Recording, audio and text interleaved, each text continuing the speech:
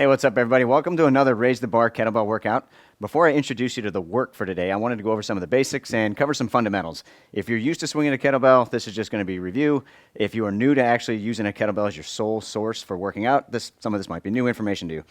Now, once we get started, we're going to introduce the long cycle today. And the long cycle just means that we're going to swing, and then we've got a press involved right after that. So we're going to put the two together.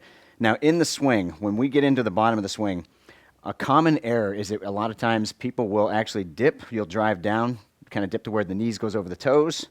You'll end up in this spot, as opposed to engaging a hinging hip motion, okay? So we want to try to keep the shins vertical as much as possible. When the kettlebell comes down and in, the inside of my forearm is going to make contact with the inner side of my thigh. So once I get into this position, I have control, and I can actually use my body pushing against my forearm to drive the bell back into the next position. Make sure that you've got some of these basics down, because what we're going to show you following this introduction is that we've got 10 minutes of solid work. And if you don't have the foundation down, you might find that you're going to irritate the knees, upset the lower back, and there's going to be just some fallout. And we want you to have a good experience and not be busted up. So let me go over a couple swings, and we'll give you an example. We always work in the horn, so remember, we want to be right on the bend of the kettlebell itself. You should be in a position that it's locked across the base of the palm. So from the outside corner to the web of my thumb, the kettlebell's in. I have good control of it. I can move this thing around here, and there's not a real big issue. The elbow and the forearm are tight against my body, so I have complete control. When I go into the swing, let me demo one with that hinge hip. I'm going to push the bell away, bring it right back into this position. I want to bring it in tight and keep it as close to the body as I can. Now, the exercise that we're going to compound this with today is going to be a jerk. So once we clean, we're going into the jerk. Make sure that you lock out at the top. A lot of times when we get into kettlebell, we don't hold this position long enough to demonstrate control. Once we pause just for that second, use your knees almost as a shock absorber to catch the weight.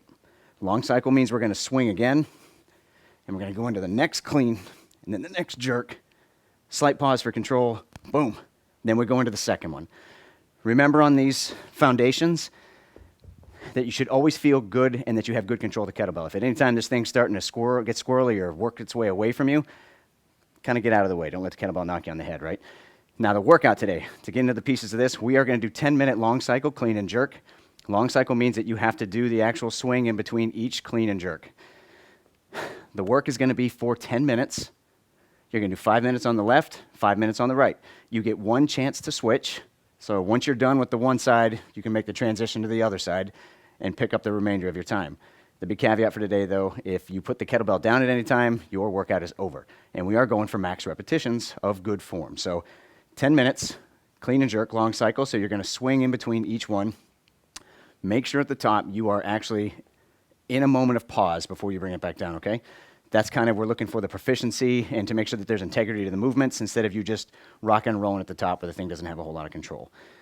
Other than that, be safe, let the bell lead, but make sure that the thing is close enough that you're in enough control not to put yourself in harm's way, all right? Let's go ahead and get to it, guys. 10-minute long cycle, 5 minutes per side, max reps, and don't put the kettlebell down.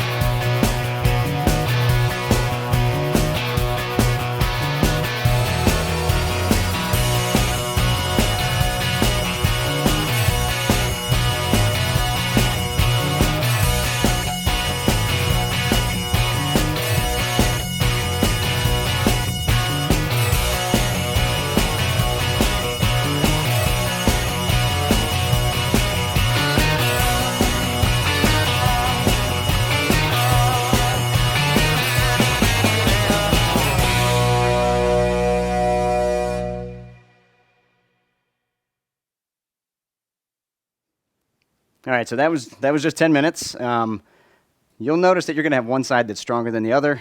I typically will start with my weakest side.